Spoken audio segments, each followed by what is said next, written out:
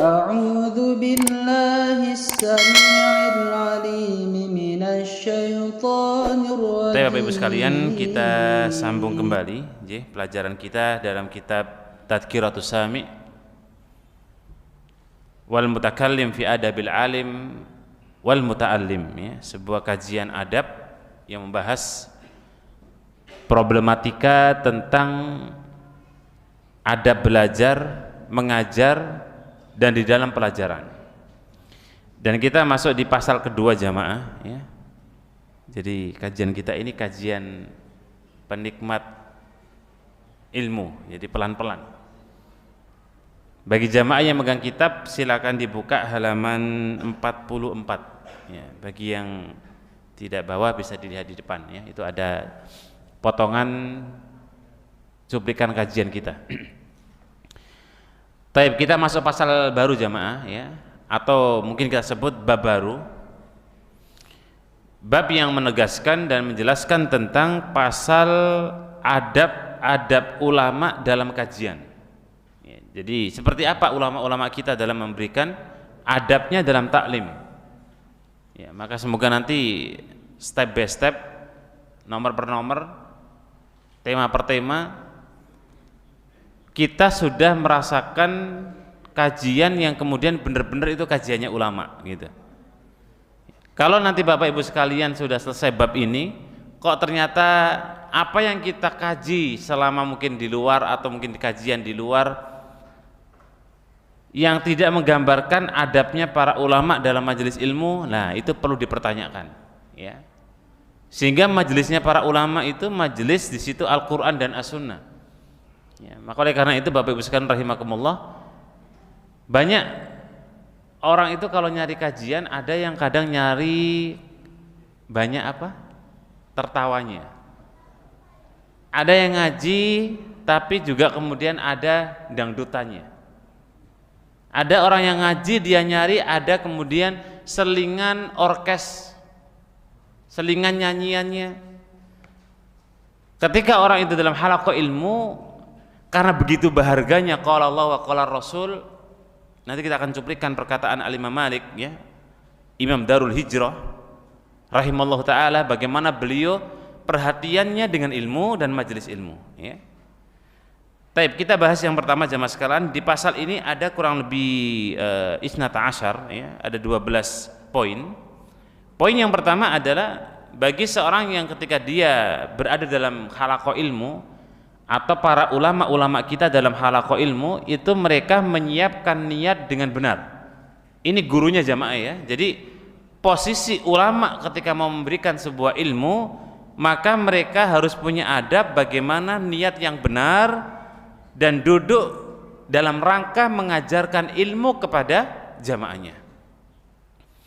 Sehingga sebenarnya kalau kita lihat dari tema ini, ustadz itu nggak bisa didadak jamaah. Makanya jangan sembarangan manggil ustadz dadakan, nggak ada persiapan, ya. Sekelas Imam Syafi'i saja yang di otaknya beliau, ya, itu semua isinya Al-Quran, As-Sunnah, qala sahabat, qala tabi'in, atba'u tabi'in. Itu beliau nggak suka kalau tiba-tiba langsung disuruh maju. Berbeda di negeri kita, ya. Di negeri kita itu orang kalau misalnya didadak itu malah seakan-akan dia Superman, ya, seakan-akan inilah ustadz yang benar, gitu. Enggak jemaah. Justru kalau kita didadak itu Imam Syafi'i tidak suka. Harus ada konfirmasi bahwa mau ngisi kajian, mau memberikan ilmu, itu niatnya terpasang dan benar-benar dalam rangka mengajar, ya. Mengajar itu bukan kayak orang menyuapi anak kecil makanan jemaah, bukan, ya.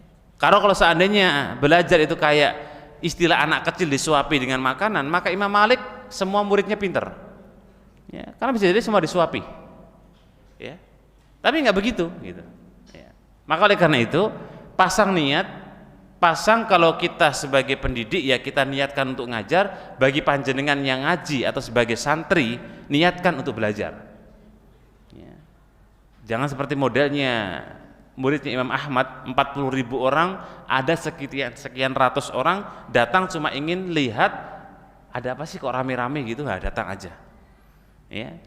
Maka tancapkan niat niatkan untuk majelis ilmu. Kalau posisinya ulama berarti niat terpasang, niat ngajar.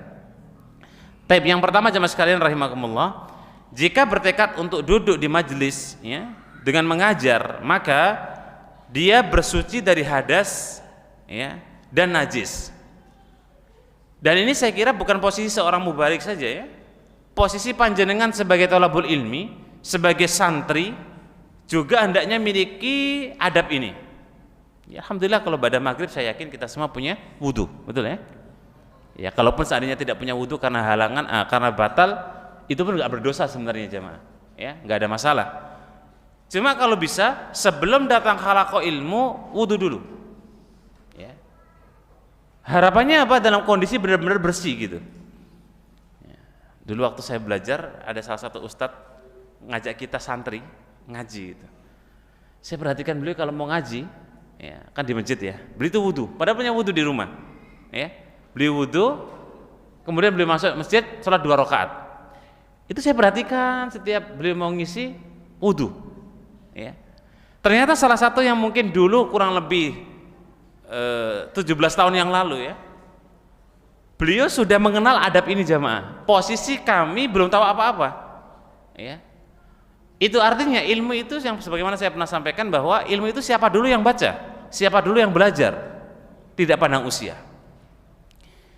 Sehingga ketika berbicara masalah orang itu mau menimba ilmu, mau mengajarkan ilmu, maka posisi dia hendaknya dia orang yang bersih dari hadas, orang yang bersih dari najis. Ya. Dalam salah satu cuplikan kisah Al-Imam Bukhari, ya, ketika belajar, karena beliau itu belajar dengan satu letting dengan Imam Syafi'i, satu letting dengan Imam Muslim, Imam Turmudi, ini satu angkatan jemaah. Ketika Imam Bukhari bajunya sobek, ya, sobek bagian bawah karena kena apa? Kayu yang bulan sobek. Tapi sudah dari rumah itu niat belajar, bajunya bersih, rapi, tapi sobek bajunya sedikit.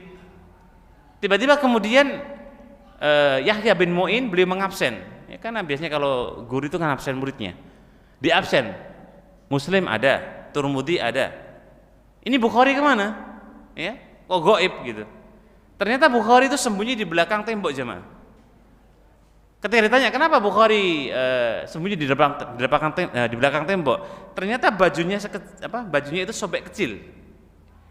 Dan ketika ditanya apa alasannya nggak berani masuk di halaqah gurunya, karena beliau malu berhadapan dengan gurunya, berhadapan dengan ilmu, berhadapan dengan firman Allah dan hadis Nabi dengan kondisi sobek bajunya jemaah. Itulah barokahnya belajar jemaah. Saya kira kita dengan para a'imah dulu, ya apa yang dikaji beliau-beliau ya mungkin dikaji dengan ustaz-ustaz kita juga sama gitu. Cuma kan berkahnya itu loh ya. Kalau orang itu berkahnya sampai bajunya sobek nggak berani masuk majelis ilmu karena ya nggak etis, nggak sopan gitu ya. Terus gimana kalau kemudian majelis ilmu duduk di sini ya barangkali bajunya asal-asalan kan ya, itu saya kira jauh dari adab. Walaupun nggak berdosa jemaah, ya, nggak berdosa. Ya. Makanya sangat diperhatikan bagaimana bersuci dari hadas dan najis. Begitu pula membersihkan diri ya dan memakai wewangian. Nah ini penting. Jadi kalau kita posisi dalam rangka ibadah jamaah, kalau bisa kita menggunakan pakaian terbaik, kemudian menggunakan minyak wangi yang terharum dalam rangka untuk memuliakan ilmu. Ya. Beda jamaah kita belajar dengan ilmu matematika, ilmu bahasa Inggris, ya, ilmu fisika, ilmu biologi. Sama-sama belajar, tapi rasa dalam perbuatan seorang Muslim ketika dia belajar Al-Quran dan As-Sunnah itu dia punya nilai lebih. Ya. Salah satunya adalah dia perhatikan terkait dengan kebersihan, terkait juga dengan masalah apa? Minyak wanginya. Ya. Makanya guru-guru kita itu, para masyayikh, para ustadz-ustadz, kalau mereka ngasih hadiah itu 90% minyak. Ya. Jadi ketika ada daurah di Malang, ya, daurah masyayikh, itu beliau para masyayikh ketika memberikan hadiah itu pasti minyak 95%. Ya sekali dua kali kadang-kadang uang ya, karena nggak bawa minyak. Kenapa? Salah satu harapannya para thalabul ilmi ketika dia ngaji duduk dengan temannya sebelahnya tidak mendapatkan aroma yang tidak sedap jemaah. Dan ini salah satu di antara sunnah Rasul. Nabi katakan ada 4 sunnah Nabi SAW yang harus kita hidup-hidupkan. Pertama adalah dengan berminyak, ya, pakai minyak harum. Itu sunnah jemaah. Yang kedua siwak, ya, yang di hari ini detik ini kita tidak kenal lagi dengan siwak jemaah. Kadang-kadang ada sebagian saudara kita habis umroh, habis haji, dihadiahi siwak, ditaruh, habis itu masuk tong sampah. Padahal siwak itu sunnah. Bahkan Nabi, jikalau tidak memberatkan umatku, saya perintahkan mereka untuk siwak ingda sholat. Setiap mau sholat, Nabi perintahkan untuk siwak. Kalau tidak memberatkan, tapi memberatkan, maka Nabi nggak menggunakan, Nabi tidak perintahkan. Ya. Kemudian bagi wanita itu menggunakan al-hina. Tahu hina nggih? Hina itu adalah pacar yang di tangan ya, bukan tato. Itu khina dan itu disunahkan. Boleh ibu-ibu menggunakan khina untuk suaminya. Ya, misalnya ibu-ibu kebetulan lagi seneng dan tidak datang bulan, silakan pakai khina untuk agar cantik di hadapan suaminya. Ya, berdandan secantik-cantiknya itu amal ibadah besar. Ya. Dan yang keempat, sunnah termasuk yang Nabi tekankan adalah nikah. Ya. Baik, maka di sini ada poin apa? Menggunakan minyak wangi. Tapi begitu juga jemaah sekalian memakai pakaian yang terbaik, yang patut di kalangan masyarakat. Ya, jadi pakaian kita itu kalau bicara pakaian masyarakat, ya, mau pakai baju koko monggo, mau pakai batik monggo, mau pakai baju yang mungkin ada sekarang kan macam-macam itu, ada kurta, ya, ada kemudian yang jelas urufnya di masyarakat jemaah. Yang sebagian di antara orang menyebut uruf enggak orang itu pakai jubah di tengah kalangan masyarakat. Ya. Kalau misalnya kemudian ada salah satu yang pakai jubah enggak ada masalah. Ya. Jangan kemudian muncul statement, oh enggak di Arab kok pakai jubah. Di Indonesia juga sudah terkenal gitu. Ya. Cuma kalau kita bicara di Indonesia, di negeri kita, orang kebanyakan pakai busana ya seperti ini gitu. Ya enggak ada masalah. Ya mau ngaji, mau ngajar, gunakan pakaian terbaik. Dan itu salah satu di antara adab. Innallaha jamil yuhibbul jamal. Allah itu indah, mencintai sesuatu yang indah jemaah. Ya, kalau indah itu dari sisi ujung rambut sampai ujung kaki. Kalau mau halaqah ilmu, ya buatlah, jadikanlah Bapak Ibu, kalau kita mau halaqah ilmu kayak panjenengan mau dinas. Ya, rapi, bersih, harum, ya kan? Pakai sepatu boleh nggak Ustadz? Ya monggo silahkan. Boleh masuk nggak Ustadz? Itu bab lain. Sepatu di masjid dan sendal itu boleh jamaah. Boleh nggak sholat pakai sendal di masjid? Boleh. Boleh nggak pakai sepatu? Boleh. Tapi kalau berani di sini monggo. Saya nggak tanggung risiko. Tapi hukumnya boleh orang sholat pakai sendal, pakai sepatu. Cuma kalau sudah tempatnya nyaman, kemudian tidak berdebu, tidak kemudian pasir, ya dilepaslah. Ya. Ala kulli hal jamaah sekalian rahimakumullah, bahwa menggunakan pakaian terbaik ketika halaqah ilmu itu sangat dianjurkan. Nabi kita itu punya 2 pakaian khusus, Idul Fitri dan Idul Adha dan Jumatan. Beliau menggunakan momen-momen ini pakaian khusus yang tidak beliau keluarkan kecuali di momen-momen tersebut. Idul Fitri beliau nyimpan satu pakaian yang istimewa, Idul Adha juga demikian.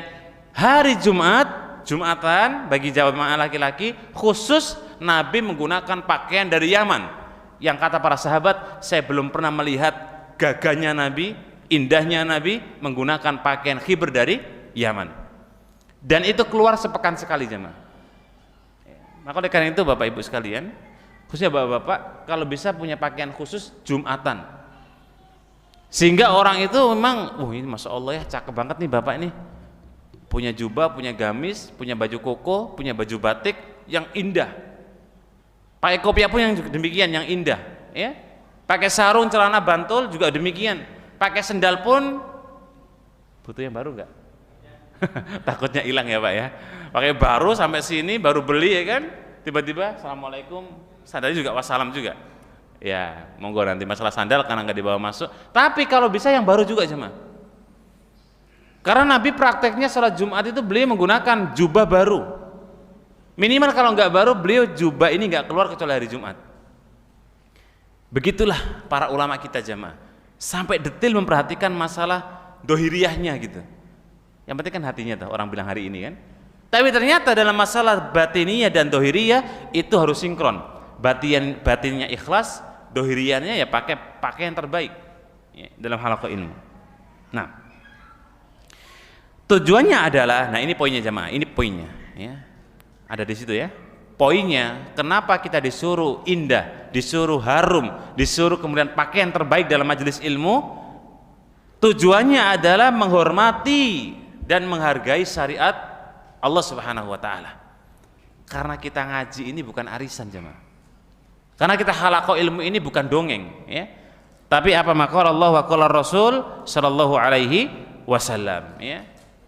Maka Al-Imam Malik rahimahullah ta'ala, jika orang-orang datang kepada Malik ya, Imam Malik maksudnya rahimahullah ta'ala, untuk mendengarkan hadis ya, bayangkan satu hadis dari Imam Malik itu lebih berharga daripada harga unta jemaah.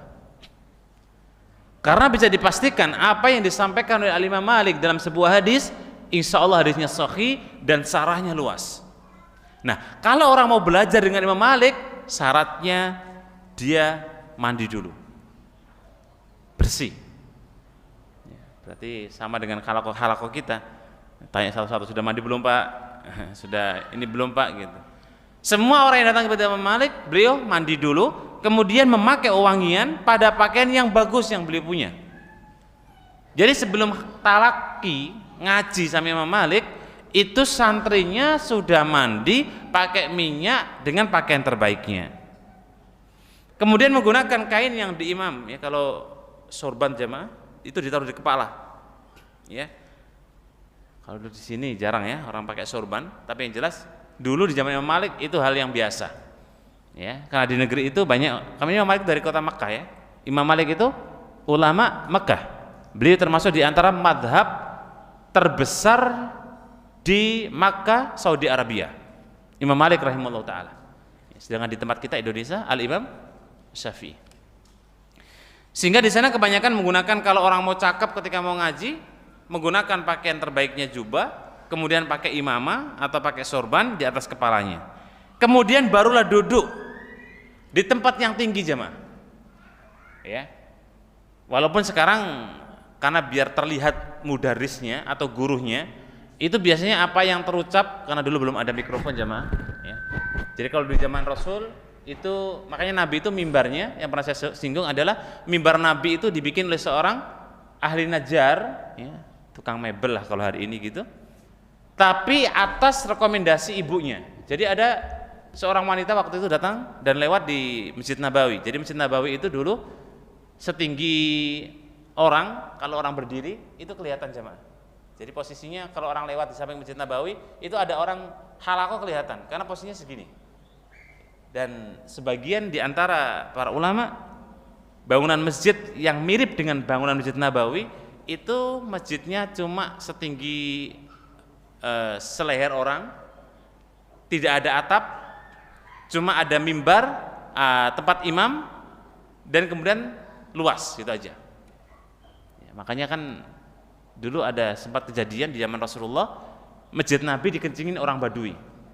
Itu kencingnya disuruh biarkan oleh Nabi sampai kencingnya orang Badui ini habis. Dan tidak boleh diusir. Kenapa? Biar kencingnya itu meresap di tanah. Ya, karena masih ada tanahnya. Nah, menariknya Rasulullah itu kalau khutbah, ngasih tausiah, sahabatnya duduk, beliau juga duduk. Sehingga rata jemaah. Ya. Makanya ketika ada orang wanita ini lewat, lihat Nabi kok ngasih tausiah dalam kondisi rata, dikhawatirkan suaranya nggak sampai belakang. Akhirnya wanita tadi punya ide, izin pada Nabi, ya Rasulullah, gimana menurut panjenengan kalau saya bikinkan mimbar? Oh iya, monggo silakan. Nah, kebetulan ibu ini dia punya anak tukang mebel, ahli Najjar. Maka dia minta pada anaknya, wahai putraku, tolong bikinkan mimbar Nabi. Karena waktu Nabi duduk dengan sahabat itu cuma menggunakan bongkahan kurma yang didudukin yang agak tinggi dikit jemaah. lihat kok mesake gitu ya. Maka wanita tadi menawarkan. Akhirnya dibikinlah mimbar tiga ondakan atau 3 lantai. Ya, jadi ya nggak ada gini, nggak ada depannya jemaah. Jadi langsung 1, 2, 3. Nah, Nabi itu kadang-kadang duduk di lantai kedua, kadang-kadang di lantai ketiga. Tergantung jamaahnya. Nah, seperti ini jamaah kalau nggak pakai mic, ya, maka biasanya yang belakang masih meraba-raba, tapi yang depan lebih dengar. Nah, gitu. Sehingga salah satu yang kemudian Nabi pakai mimbar 3 itu karena jamaahnya banyak audiennya. Ya. Nah, di zaman Imam Malik itu kebalik. Jamaahnya yang ingin berdiri, lihat. Karena biasanya kalau orang itu ingin lihat wajahnya pembicara, dia ngomong apa bisa diterjemahkan. Makanya jamaahnya Imam Malik itu mencari tempat yang agak tinggi agar mendengar gurunya berbicara. Ya. Dan itu adab. Kalau hari ini sederhananya jamaah sekalian, khususnya bagi bapak-bapak nih ya. Kalau Jumatan panjenengan sunnah dan dianjurkan melihat khotib ketika bicara, bapak-bapak. Jangan gini. Takutnya kebablas. Khusyuk banget ya. Kalau khutbah Jumat mulai salam sampai wassalam, panjenengan sebagai jamaah pantau lihat wajahnya khotib, jangan kedip. Itu nilainya 10 jamaah. Kalau kedip 9,9. Gitu. Kalau ngantuk, 5 tuh. Jadi sunnahnya lihat khotib itu bicara. Ya, walaupun sudah ada mic, alhamdulillah. Sehingga itu kita mengamalkan bagaimana amalnya dulu para ulama kita. Kalau belajar itu mendengar dengan jeli, dengan benar apa yang disampaikan oleh gurunya. Bayangkan Imam Syafi'i rahimahullah ta'ala itu beliau belajar dengan Imam Malik rahimahullah ta'ala. Beliau itu ngaji kuping jamaah, Imam Syafi'i itu. Semua perkataan gurunya didengar tanpa beliau tulis. Direkam semua gitu ya. Nah, beliau kondur, beliau pulang, semua disalin. Itu menunjukkan perhatiannya beliau dalam apa? Majelis ilmu. Nah, sama dengan orang-orang yang datang kepada Imam Malik rahimahullah ta'ala, dia mencari tempat yang agak tinggi, harapannya kemudian bisa mendengarkan dengan jelas apa yang disampaikan oleh Al-Imam Malik rahimahullah ta'ala. Bukan cuma itu jamaah sekalian rahimakumullah. Di tempat halakohnya Imam Malik rahimahullah ta'ala itu dupan, kalau di Arab masih banyak. Ya, saya sempat kemarin mau beli tapi qadarullah lupa ya. Kayak ini loh, apa namanya? Jadi asap-asapan tapi harum jamaah ya. Apa? Dupoh, betul. Kalau hari ini kan sudah terwakili dengan bawa AC itu apa? Nah, dupoh juga ya. Itu dupoh modern. Nah, cuma masalahnya itu nggak keluar asapnya. Ya, dan itu menitan atau detikan. Jadi Imam Malik kalau ngaji itu ada dupohnya dalam rangka biar harum jamaah. Saya teringat juga dulu waktu belajar, saya juga baru ngeh. Jadi kalau sholat lail di Masjid Al-Irsyad Surabaya itu ada dupan di pojok-pojok. Saya dulu berpikir karena orang Jawa ya, ini apa ada jinnya ya? Kok dipasang dupa di pojok-pojok itu ada, tapi baunya harum. Ya, sama sih dupa juga harum sih, kalau dipakai jin juga sama. Saya berpikir ini masjid angker apa ya?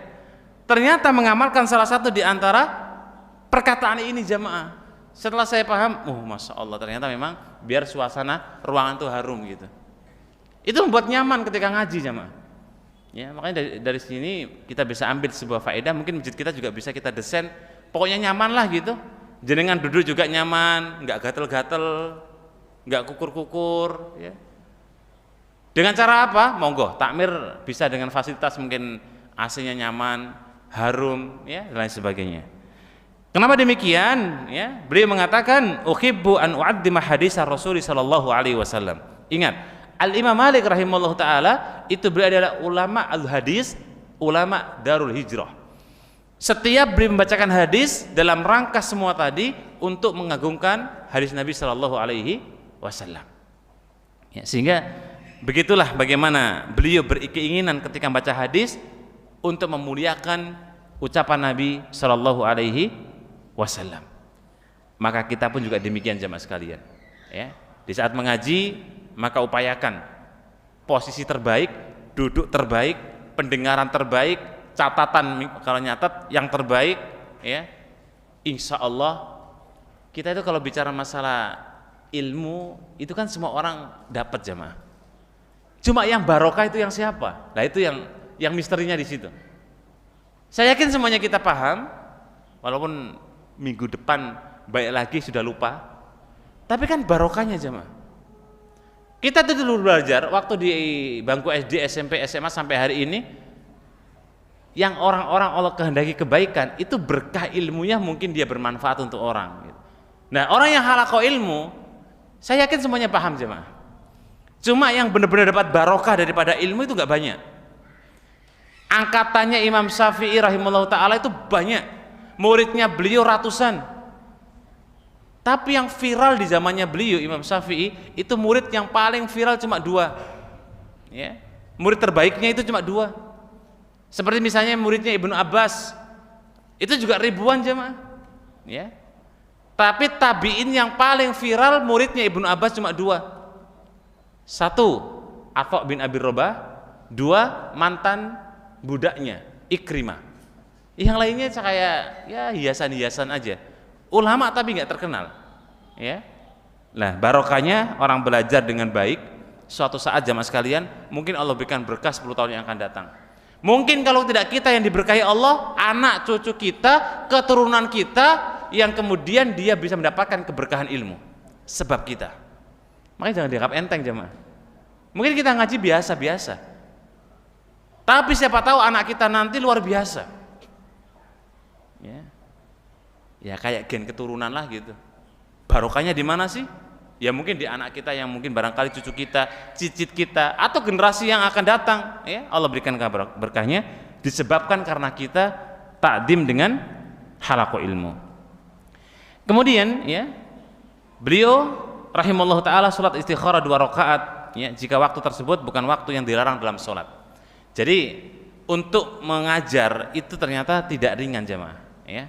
Dan beliau sholat istikharah 2 rakaat untuk memilih suatu pilihan yang terbaik di waktu-waktu yang terlarang, karena ada waktu sholat yang terlarang 3. Dalam Sahih Bukhari Nabi kita bersabda bahwa waktu yang terlarang itu 1 ketika matahari pas di tengah, dan bukan cuma sholat tapi menguburkan jenazah jemaah, ya. Jadi kalau waktu jam 12, kalau pakai jam ya biar mudah, jam 12 persis matahari seperti bayangannya atau tidak ada bayangan pas di tengah, maka itu waktu terlarang ngubur jenazah dan sholat rawatib ataupun wajib. Itu dilarang dalam kondisi ketika matahari pas tengah. Posisi yang kedua ketika matahari baru muncul jemaah, baru terbit, itu juga dilarang mengubur jenazah dan dilarang untuk sholat. Dan yang ketiga, waktu ketika mulai tenggelamnya matahari, itu dilarang ngubur jenazah dan dilarang untuk sholat. Maka oleh karena itu, ketika sholat syuruk, ya, sholat syuruk itu kan sholat ketika orang ba'da subuh, kemudian dia sholat subuh, kemudian berdiam di masjid, bisa halaqah ilmu, bisa baca Quran, bisa dzikir, monggo. Tidur boleh nggak Ustadz? Nah, tidur termasuk jamaah, ya. Kemudian sampai matahari terbit. Nah, tunggulah jamaah sekalian terbitnya matahari benar-benar sampai terbit, baru sholat syuruk. Ya, berarti kalau katakanlah sekarang kan sudah ada hisab ya, hitungan waktu dengan jam. Ya anggaplah syuruk itu jam 6, jenengan lebihkan 6-5 menit gitu. Ya, sehingga tidak pas ketika matahari muncul. Ketika tenggelam juga demikian jamaah. Benar-benar tunggu tenggelam baru sholat. Apa alasannya? 1, ketika matahari muncul dan tenggelam, keluarnya qarnus syaiton, keluarnya 2 tanduk syaiton, ya. Kalau masalah pagi saya kira nggak terlalu terkenal ya, tapi kalau maghrib itu di Jawa pasti terkenal. Biasanya simba-simba kita bilang, "Le, jangan main maghrib." Itu benar Bapak Ibu. Simba kita dari mana ilmunya? Pengalaman kalau maghrib pasti ada orang kesurupan misalnya gitu ya. Itu memang benar, karena ketika matahari tenggelam maka 2 tanduk setan keluar. Dikhawatirkan ketika orang waktu maghrib dia keluar, maka diganggu oleh jin, maka masuk di rumah dulu. Ya. Dan ketika matahari pas tengah, para ulama menjelaskan disitulah percikan dari api neraka jahanam. Makanya waktu yang paling panas itu pas jam 12. Ya. Geser dikit sudah agak dingin, lebih dingin. Ya. Taib. Sehingga beliau menyebut bahwa kalau mau sholat istikharah maka perhatikan waktu-waktu yang dilarang tadi. Taib. Hendaknya dia berniat menyebarkan dan mengajarkan ilmu. Ingat, bagi jamaah berarti ketika ngaji yang niatkan untuk raf'ul jahal. Thalabul ilmi itu bagi kita jamaah sekalian wajib panjenengan punya prinsip. Kenapa sih kita ngaji? Kenapa kita belajar? Untuk mengangkat kebodohan dalam diri kita jamaah. Kalau kita ngaji dalam rangka untuk dipuji, untuk dapat ini, untuk dapat itu, panjenengan belum menangkap apa yang jadi esensi daripada belajar atau thalabul ilmi. Ya, dan itu hati-hati. Ya, karena orang yang ketika dia kemudian dalam rangka ingin kemudian mendapatkan ilmu dan menyebarkan kebaikan, maka dia orang yang tepat dalam belajar. Begitu pula menebarkan faedah-faedah syariah. Ya. Makanya tahapan dalam usulus salasah, berilmu terlebih dahulu, mengamalkan di atas ilmu, mendakwakan atau menyebarkan ilmu, baru bersabar. Dan itu tahapan yang ketiga jamaah, menebarkan faedah-faedah syariah. Kemudian menyampaikan hukum-hukum Allah Subhanahu wa taala, ya, yang diamalkan kepada orang-orang yang punya ilmu.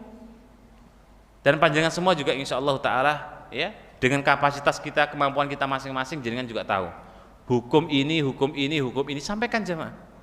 Ya, enggak harus kemudian dipanggil ustadz dulu baru menyampaikan. La, balighu anni walau ayah. Sampaikanlah dari Rasulullah yang benar walaupun cuma 1 hadis. Enggak harus nunggu 100 hadis. Enggak harus nunggu kemudian ribuan hadis, enggak. Setelah jangan amalkan, jangan sampaikan kepada orang lain, ya. Nah, begitu pula memperhatikan kebenaran, ya, dan kesiapan untuk kembali kepada kebenaran. Nah, ini penting jamaah. Saya ingin coba ulik sedikit, ya. Kembali kepada kebenaran dan kemudian seseorang itu benar-benar siap untuk menuju jalan kebenaran. Karena banyak orang yang tahu benar belum tentu dia amalkan kebenaran. Biasanya orang-orang yang tahu benar tapi dia tidak mau benar itu orang yang punya kecerdasan jemaah. Punya titel, jabatan, pangkat, nama, ya. Itu biasanya agak sulit dia kalau dikasih yang tahu ini benar, untuk ngikuti itu sulit. Kenapa? Karena dia sudah punya keyakinan, ya, dan itu naudzubillah berat. Kemudian berkumpul dalam dzikrullah, ya, termasuk seperti ini adalah dzikrullah, ya. Dzikrullah itu artinya apa? Ingat kepada Allah Subhanahu wa taala, bisa dengan bentuk dzikir, bisa bentuk dengan baca Quran, bisa dengan bentuk amal soleh ataupun yang lain, ya. Dan mengucapkan salam kepada saudara-saudara kaum muslimin, ya, termasuk jamaah sekalian, ini juga tambahan faedah bagi bapak ibu ketika halaqah ilmu kemudian terlambat, kan baru datang, ya, maka silakan mengucapkan salam, ya, di halaqah ilmu itu. Misalnya ada yang baru terlambat, baru masuk gitu, ya, buka pintu, assalamualaikum, maka kita sebagai orang yang mendengar wajib menjawab walaupun mungkin sebagian, ya. Karena menebarkan salam ini sunnah yang mulai hilang di tengah-tengah kaum muslimin jamaah. Ya, padahal Nabi katakan, jika kalian ingin mendapatkan kebaikan, afsus salam, sebarkan salam di antara kaum muslimin. Dan hari ini sudah mulai luntur, ya, sudah mulai hilang kebiasaan-kebiasaan ketemu sama saudaranya dengan ucapan apa? Salam. Dengan diganti apa? Macam-macam, ya. Monggo Pak, boleh nggak sih? Boleh, nggak berdosa jemaah, ya. Jadi mengucapkan salam itu sunnah, sedangkan jawabnya wajib. Tapi posisi pahalanya lebih besar yang sunnah jemaah dalam bab ini, ya. Karena dia memulai yang sunnah, tapi ganjarnya besar daripada yang jawab, ya. Maka sebarkan salam di antara kaum muslimin, ya, dan mendoakan generasi salaf yang soleh. Ya, artinya mendoakan generasi-generasi soleh terdahulu, saling mendoakan di antara kaum muslimin, dan itu bagian daripada hal yang tidak terpisah. Mungkin Bapak Ibu tahu bagaimana kejadian-kejadian dulu. Sebab doa dengan izin Allah Subhanahu wa taala Allah kabulkan semua permintaan hamba-hambanya. Ada kisah yang panjang jamaah sekalian, ya, di mana sebab doa Allah Subhanahu wa taala ijabai. Kisah 3 orang yang terperangkap di gua. Dia berdoa dengan sebab amalnya Allah bukakan doa. Ya, makanya doa itu kalau panjangan berdoa kok nggak dikabulkan, nggak usah berkecil hati. Ingat, ad-doa huwal ibadah. Doa itu ibadah jamaah. Jadi kalau kita berdoa itu sudah bagian ibadah. Adapun dikabulkan dan tidak itu urusan Allah Subhanahu wa taala. Ya. Nggak usah kita paksa Allah, nggak perlu kita kemudian merengek sampai kita mengatakan kalimat-kalimat yang kemudian mencela karena doa kita nggak dikabulkan. Doa itu sendiri ibadah. Adapun pemberian dari Allah itu bonus. Ya, itu bonus. Sehingga orang yang memperbanyak doa itu sama halnya dia memperbanyak ibadah, dan itulah para ulama salaf dulu, dan termasuk di halakonya para imam kita, para ulama-ulama kita saling mendoakan antara guru dan muridnya jemaah. Murid juga demikian, ya. Bukan cuma doa seorang guru, tetapi juga murid mendoakan guru, guru mendoakan murid. Antar murid juga saling mendoakan. Siapa tahu dengan doa Allah Subhanahu wa taala berikan kebaikan kepada kita sekalian. Nah, demikian barangkali sisa waktu yang ada, barangkali ada pertanyaan jemaah terkait dengan materi atau mungkin di luar materi, kami persilakan, monggo. Memanfaatkan waktu hujan, semoga barokah. Allahumma shayyiban nafi'an.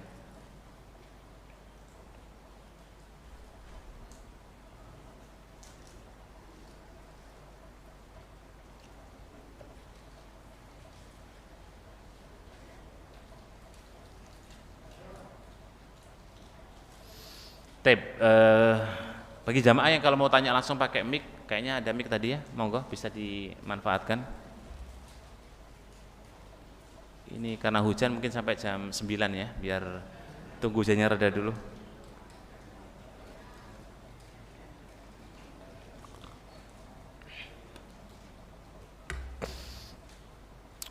Taib, bolehkah sholat tahiyatul masjid pada waktu matahari di tengah-tengah, khususnya pada hari Jumat? Karena kita tidak tahu persis apakah matahari di tengah atau tidak. Tapi jemaah sekalian, di sini ada 2 poin. Pertama, tidak tahu, Allah tidak ambil dosa, Allah tidak ambil hisab.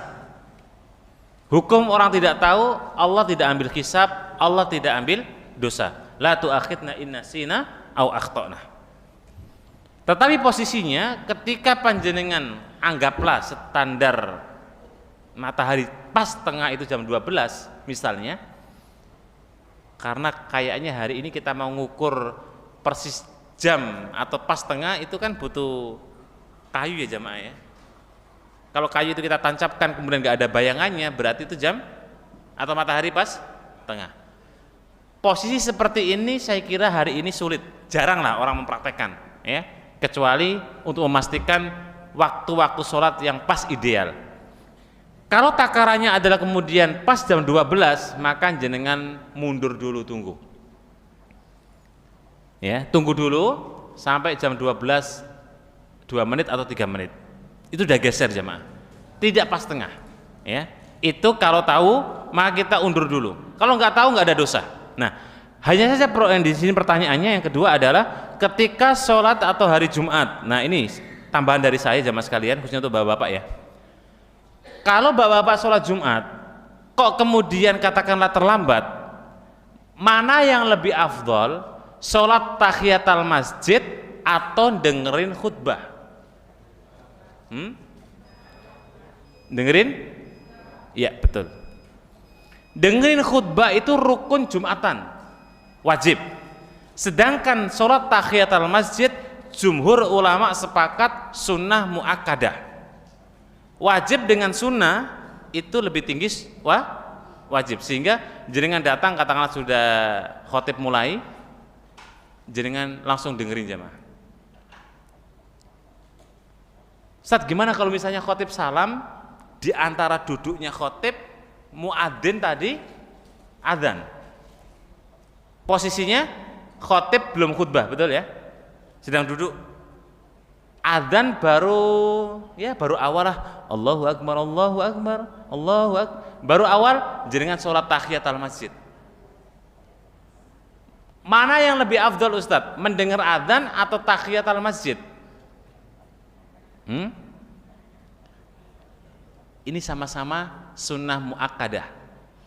Mendengar adzan sunnah, sholat tahiyatul masjid sunnah. Posisi seperti ini panjenengan sholat tahiyatul masjid lebih afdal. Kalau seandainya mau duduk karena khawatirnya adanya cepat, jenengan duduk dengerin khutbah. Nah, posisi pertanyaan tadi, jika memang pas jam 12 dan khotib belum naik mimbar, silakan sholat tahiyatul masjid. Ini silakan, monggo. Ada beberapa pertanyaan. Yang pertama, Ustadz izin bertanya. Saya tukang servis kompor gas.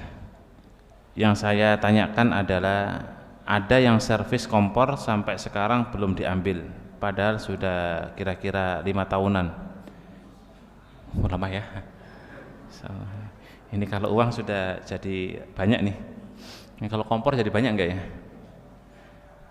Bagaimana yang seperti ini? Saya tak tahu alamat dan nomor HP-nya. Masya Allah. Barakallahu fiik ya. Semoga beliau jadi orang yang amanah. Sampai 5 tahun loh jamaah. Itu kalau barangnya masih ada berarti dijaga gitu ya. Taib, betul ya. Jadi kalau ada barang orang yang nyelimpet atau mungkin yang mampir di rumah kita, maka itu hak orang lain. Maka tugas kita memang mengembalikan. Tapi qadarullah dengan mungkin tidak ditanya, nggak tahu alamatnya, dan juga kemudian tidak ada nomor kontaknya, nggak tahu sama sekali. Barang posisinya bagaimana Ustadz? Taib. Terkait dengan barang seperti ini ada hukum urf jemaah. Hukum urf itu hukum yang dimana dipakai dalam syariat. Barang temuan itu bisa menjadi milik seseorang ketika sudah diumumkan selama setahun ya. Dan kalau kemudian sudah setahun diumumkan kemudian tidak ada orang yang ngaku, maka barang tersebut menjadi haknya. Kalau barangnya receh atau remeh, maka tidak butuh setahun, sebagian para ulama menyebut ya. Jika memang itu sudah cukup sebagai informasi, misalnya barang ketemu di masjid sekitar diumumkan ternyata nggak ketemu, nggak ada yang punya, dan itu barangnya receh, remeh, maka nggak sampai setahun. Jika ini sampai 5 tahun dan sudah kita upayakan, maka semoga Allah berikan pahala dengan niat yang baik. Insya Allah ya, itu sudah menjadi, jika dikiaskan dengan barang temuan jamaah, maka menjadi pemilik tukang servis ya. Cuma agar hati-hati dalam bab masalah ini ya, tetap kemudian dirawat jika memang masih ada fungsi dan guna, sehingga misalnya nanti suatu saat ada yang meminta bisa kita kembalikan, tapi insya Allah itu bisa menjadi barang milik orang tersebut ya, karena mungkin sudah dianggap tidak pemilik orang yang pertama tadi, kan sudah 5 tahun. Nah, Assalamualaikum Ustadz. Waalaikumsalam warahmatullahi wabarakatuh. Tanya, berpakaian yang terbaik dalam rumah untuk hadiri di majelis maupun di masjid untuk sholat. Oke. Terkait dengan keterangan yang ada di Riyadhus Shalihin, kitab Riyadhus Shalihin, tentang celana yang sampai di bawah mata kaki, hukumnya apa? Mohon penjelasannya. Wassalam. Taib. Di kitab Riyadhus Shalihin betul ya. Jadi ada terkait dengan bab masalah libas ya, bab masalah pakaian, dan itu dibahas. Terkait dengan celana yang di bawah mata kaki, ini masya Allah, barakallah ya. Sebuah, kalau kita flashback di zaman Rasulullah Shallallahu Alaihi Wasallam, ini permasalahan yang Nabi ingatkan, bahkan sekelas Umar bin Khattab, beliau mengingatkan untuk kemudian tidak isbal gitu ya. Walaupun di sini mungkin kalau kita tinjau dari beberapa aspek, ada 2 hadis yang memang perlu kita perhatikan. Pertama, hadis yang membicarakan la tuzakku ya, Allah tidak melihat wala yang duru, Allah tidak melihat pada hari kiamat, dan Allah tidak mensucikan orang tersebut. Salah satunya adalah orang yang musbil, orang yang memakai pakaian di bawah mata kaki. Kemudian ada argumentasi yang dibangun sebagian para ulama bahwa ketika kemudian seperti sahabat Abu Bakar As-Siddiq, karena beliau punya karakter badannya kecil, ya, jadi kalau sarungnya melotrok itu turun gitu jemaah. Maka Nabi katakan irfa, suruh naikkan, tapi melotrok lagi, dinaikkan melotrok lagi terus seperti itu. Akhirnya kemudian karena sudah sering diingatkan, ya, akhirnya Nabi kemudian diamkan dalam kondisi beberapa kejadian izarnya Abu Bakar As-Siddiq itu di bawah mata kaki. Al-khulasa jamaah sekalian, ya, jika dalam bab masalah ini, karena dalam kitab Riyadhus Shalihin memang disebutkan di situ, dan kalau kita bedah sarannya juga dalam, ya, maka seyogyanya bagi seorang muslim dalam bab masalah ini ketika sholat berhati-hati, ya. Terlepas dari diskusi para ulama terkait dengan hukumnya, tapi ini menjadi perhatian kaum muslimin agar benar-benar bagaimana setiap pakaian khususnya dalam ibadah itu kita mendapatkan kebaikan yang besar, ya. Jadi kalau bisa memang di atas mata kaki. Wallahu a'lam bishawab. Monggo Ibu, satu lagi barangkali atau dua. Assalamualaikum warahmatullahi wabarakatuh. Waalaikumsalam warahmatullahi wabarakatuh. Maaf Ustadz, di sini saya mau nanya, di dekat rumah saya itu kalau sholat subuh itu setelah azan sampai iqomah itu selawatan gitulah Ustadz. Selawatan itu pakai mic. Jadi kita kalau sholat di rumah itu jadi nggak khusyuk, karena antara azan dan iqomah kan kita masih ada yang sholat qobliyah subuh. Jadi apakah itu memang ada sesuai sunnah Nabi apa gimana itu Ustadz? Sholawatan kok pakai mic itu dari masjid itu mengganggu ketenangan kita di rumah gitu. Apakah memang ada sunnahnya atau gimana? Makasih Ustadz, tolong dijawab Ustadz, makasih.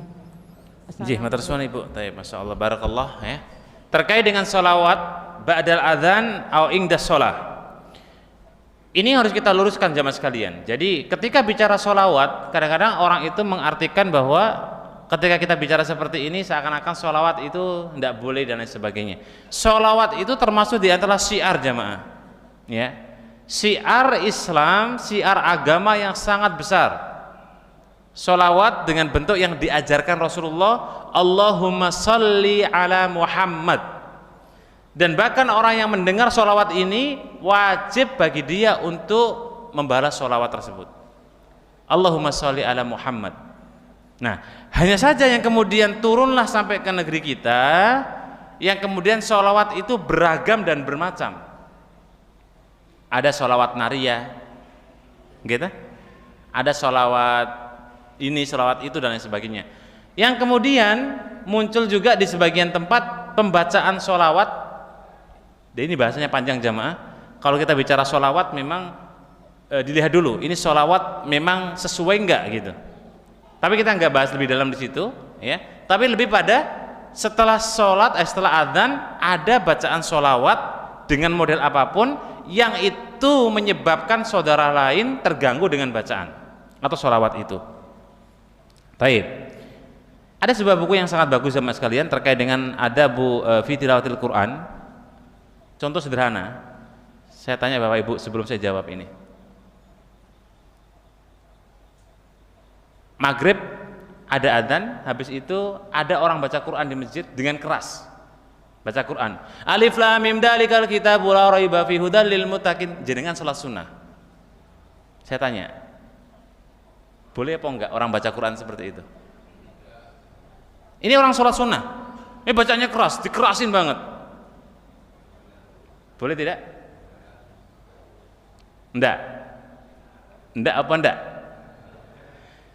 Jika itu mengganggu jamaah, ketika ada saudaranya sholat, para ulama mensarankan lirihkan bacaannya. Alif lam mim dalikal kitabul la raiba fihi. Jangan sampai mengganggu orang yang sedang sholat. Bukan berarti nggak boleh sholat loh ya. Bukan berarti nggak boleh bacaan Quran, tapi lirihkan, pelankan. Kalau sampai lirih itu juga mengganggu, maka baca dalam hati.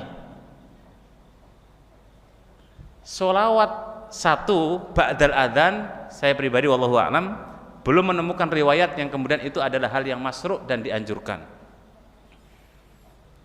Setelah adzan disunahkan untuk sholat, itu yang ada. Sedangkan terkait dengan sholawatnya itu sendiri yang jelas itu mengganggu, yang baca Quran tadi aja para ulama menyarankan untuk dilirihkan. Berarti kan poinnya, ketika terjadi gangguan terhadap orang lain, apabila ketika orang itu mau sholat, maka hendaknya aktivitas apapun itu dihentikan, termasuk baca Quran, termasuk sholawatan, ya. Nah sekarang masuk hukumnya apa Ustaz? Hukumnya sholawat ba'dal adzan, ya. Sholawat ba'dal adzan la yusra, tidak ada syariat untuk itu. Adapun ketika kemudian berbicara masalah ini kan apa istilah kita, sholawat baik Ustaz, sholawat yang memang ada tuntunannya, bacaannya. Ingat, Quran itu juga ada tuntunannya jemaah. Sesuatu yang salah letak, sesuatu yang salah meletakkan, maka itu bisa menjadi sebuah hukum. Baca Quran amal soleh besar nggak Bapak Ibu? Besar ya. 1 sampai 10 ganjarannya bahkan tak terhingga. Sepakat ya? Kalau orang itu baca Quran di kamar mandi, maka muncul hukum boleh atau tidak baca Quran di kamar mandi? Jawabannya, baca Qurannya yang nggak boleh atau ibadah baca Quran di kamar mandinya? Ibadah baca Qurannya di kamar mandi. Sehingga kita sebut ada kaifiyah ibadah, cara ibadah, ada bentuk ibadah itu sendiri. Belum lagi kita bicara sholawatnya, seperti apa kasus sholawatnya? Bapak Ibu kalau nanti buka aja di Google, banyak itu sholawat nariyah, tahu Bapak Ibu ya? Allahumma sholli sholatan kamilatan wa salim salama tama ala sayyid, terus tanharu bihil uqadu wa tanfariju bihil uqadu, terus wa tuqda bil hawaiju, dan lain-lain sebagainya. Bapak Ibu tahu artinya apa? Nah, buka dulu artinya. Ada kalimat-kalimat sholawat yang itu artinya kadang-kadang justru berlawanan dengan pujian kita kepada Nabi dan kepada Allah Subhanahu wa taala. Ya, saya tadi bilang ini masalah panjang, tapi kesimpulannya panjangan bedakan antara ibadah dan cara ibadah. Ibadah itu sudah tahu kifiyah, sedangkan cara ibadah itu dijelaskan Nabi Shallallahu Alaihi Wasallam, dan kita harus mencontoh Nabi dalam ibadah. Kalau sholawat itu kemudian Nabi tidak pernah mengajarinya, berarti ba'dal adzan nggak ada sholawat jemaah. Apakah sahabat nggak sholawat? Sholawat, Allahumma sholli ala Muhammad. Bahkan para sahabat lisan mereka penuh dengan sholawat jemaah. Ya, nah ini yang penting perlu kita perhatikan, bahwa ibadah dengan kaifiyah ibadah akan muncul sebuah hukum, ya, sehingga tidak bisa kita hukumi. Kadang-kadang ada orang misalnya, apa hukum orang baca Quran di kuburan? Apa hukumnya jemaah? Orang baca Quran di kuburan boleh tidak? Kok jenengan yang ditanya, harusnya saya yang ditanya ya. Tapi nggak apa-apa lah sekali-kali. Boleh tidak? Orang baca Quran nggak berdosa Bapak Ibu. Tapi kalau dia baca Quran di kuburan, satu, niatnya untuk apa? Kemudian dalam rangka apa? Ya, karena kuburan itu la yuqra'ul Quran. Hukumnya tidak dibacakan Quran di situ. Kalau membaca Quran di rumah itu yang lebih afdal. Ya, atau di masjid. Ya, sehingga kadang-kadang ada orang, masa baca Quran aku nggak boleh? Bukan baca Qurannya, tapi cara Anda gitu loh. Ya. Makanya cara itu menyimpulkan sebuah hukum jemaah. Sekarang yang terjadi kadang-kadang misalnya dikit-dikit nggak boleh, bukan masalah itu, bukan berarti jenengan nggak boleh sholawat, bukan berarti jenengan nggak boleh baca Quran, bukan, tapi cara yang panjenengan lakukan terkadang ini yang perlu kita luruskan. Toh contoh sederhananya begini jamaah, kopiah ada orang pakai di kaki, boleh nggak? Boleh nggak? Jumhur orang Indonesia nggak boleh, ya. Karena ini nggak urufnya, masa kopiah di kaki dipakai gitu, sendal di kepala. Ini kan cara meletakkan sandal dan kopiah tidak sesuai kaidah ilmunya. Wallahu a'lam bishawab.